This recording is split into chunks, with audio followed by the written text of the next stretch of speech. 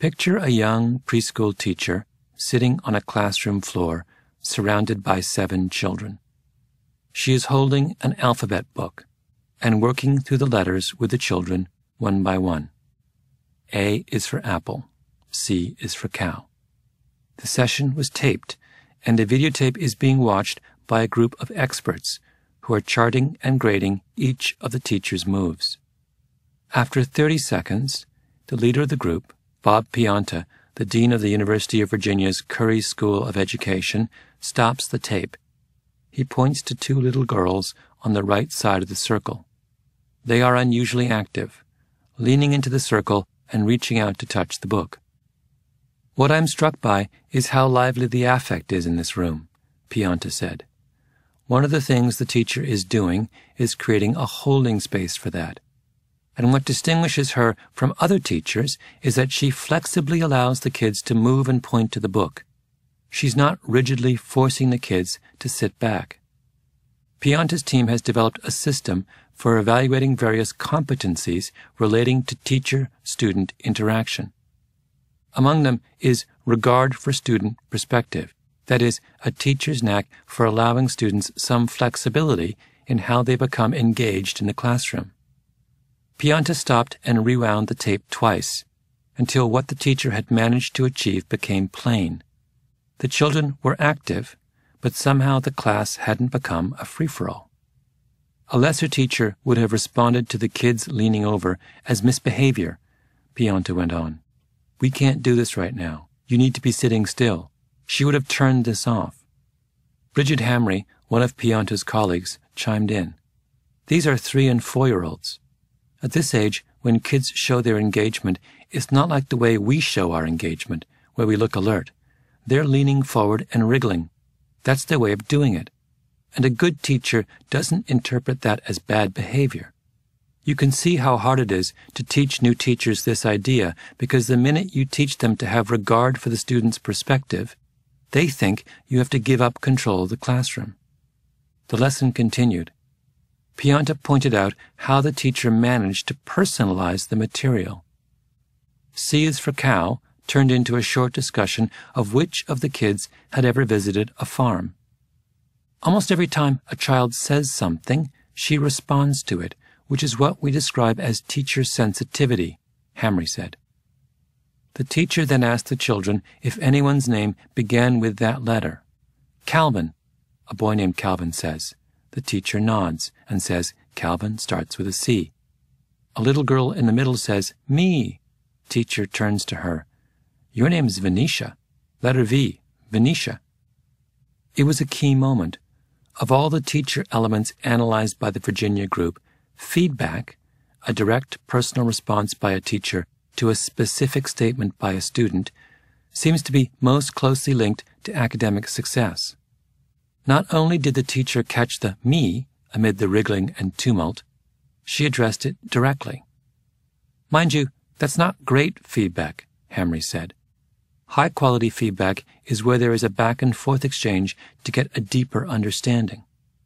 The perfect way to handle that moment would have been for the teacher to pause and pull out Venetia's name card, point to the letter V, show her how different it is from C, and make the class sound out both letters. But the teacher didn't do that, either because it didn't occur to her or because she was distracted by the wiggling of the girls to her right. On the other hand, she could have completely ignored the girl, which happens a lot, Hamry went on. The other thing that happens a lot is the teacher will just say, "You're wrong." Yes-no feedback is probably the predominant kind of feedback, which provides almost no information for the kid in terms of learning. Pianta showed another tape of a nearly identical situation, a circle of preschoolers around a teacher. The lesson was about how we can tell when someone is happy or sad. The teacher began by acting out a short conversation between 2 hand puppets, Henrietta and Twiggle. Twiggle is sad until Henrietta shares some watermelon with him. The idea the teacher is trying to get across is that you can tell by looking at somebody's face how they're feeling, whether they're feeling sad or happy, Hamry said. What kids of this age tend to say is that you can tell how they're feeling because of something that happened to them. They lost their puppy and that's why they're sad. They don't really get this idea. So she's been challenged and she's struggling. The teacher begins. Remember when we did something and we drew our face? She touches her face, pointing out her eyes and mouth. When somebody is happy, their face tells us that they're happy, and their eyes tell us. The children look on blankly. The teacher plunges on. Watch, watch. She smiles broadly. This is happy. How can you tell that I'm happy? Look at my face. Tell me what changes about my face when I'm happy. No, look at my face, no. A little girl next to her says, eyes, providing the teacher with an opportunity to use one of her students to draw the lesson out. But the teacher doesn't hear her. Again she asks, what's changed about my face? She smiles and she frowns as if she can reach the children by sheer force of repetition. Pianta stopped the tape. One problem, he pointed out, was that Henrietta made Twiggle happy by sharing watermelon with him, which doesn't illustrate what the lesson is about. You know, a better way to handle this would be to anchor something around the kids, Pianta said. She should ask, what makes you feel happy? The kids could answer. Then she could say, show me your face when you have that feeling. Okay, what does so-and-so's face look like? Now tell me what makes you sad. Show me your face when you're sad. Oh, look, her face changed. You've basically made the point. And then you could have the kids practice or something. But this is going nowhere. What's changed about my face? The teacher repeated for what seemed like the 100th time. One boy leaned forward into the circle, trying to engage himself in the lesson in the way that little children do. His eyes were on the teacher. Sit up, she snapped at him. As Pianta played one tape after another, the patterns started to become clear. Here was a teacher who read out sentences in a spelling test, and every sentence came from her own life. I went to a wedding last week, which meant that she was missing an opportunity to say something that engaged her students. Another teacher walked over to a computer to do a PowerPoint presentation, only to realize that she hadn't turned it on. As she waited for it to boot up, the classroom slid into chaos. Then there was the superstar, a young high school math teacher in jeans and a green polo shirt. So let's see, he began, standing up at the blackboard. Special right triangles. We're going to do practice with this, just throwing out ideas. He drew 2 triangles. Label the length of the side if you can. If you can't, we'll all do it. He was talking and moving quickly, which Pianta said might be interpreted as a bad thing because this was trigonometry. It wasn't easy material. But his energy seemed to infect the class. And all the time he offered the promise of help. If you can't, we'll all do it.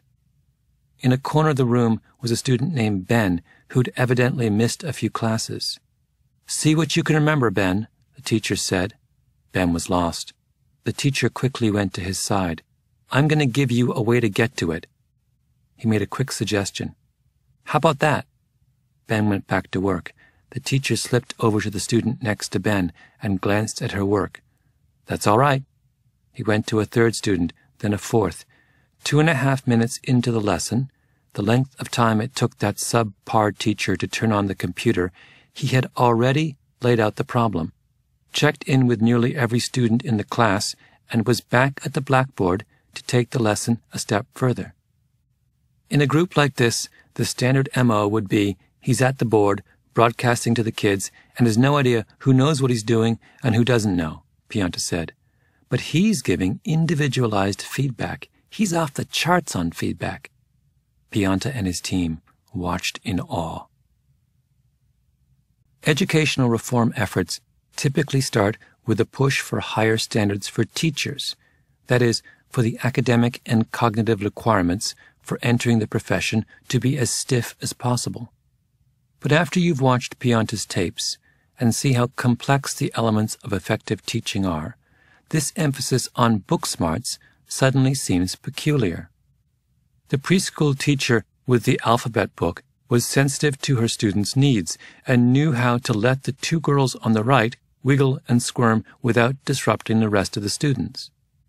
The trigonometry teacher knew how to complete a circuit of his classroom in 2.5 minutes and make everyone feel as if he or she were getting his personal attention.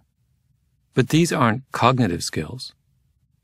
A group of researchers, Thomas J. Kane, an economist at Harvard School of Education, Douglas Steger, an economist at Dartmouth, and Robert Gordon, a policy analyst at the Center for American Progress, have investigated whether it helps to have a teacher who has earned a teaching certification or a master's degree.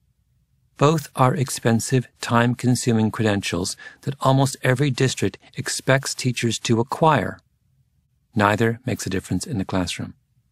Test scores, graduate degrees, and certifications, as much as they appear related to teaching prowess, turn out to be about as useful in predicting success as having a quarterback throw footballs into a bunch of garbage cans.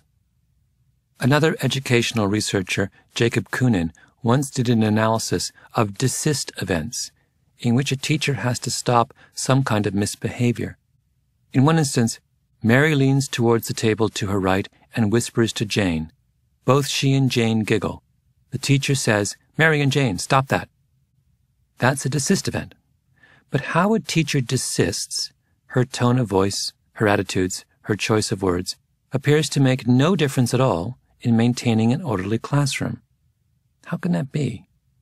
Kunin went back over the videotape and noticed that 45 seconds before Mary whispered to Jane, Lucy and John had started whispering. Then Robert had noticed and joined in, making Jane giggle, whereupon Jane said something to John. Then Mary whispered to Jane.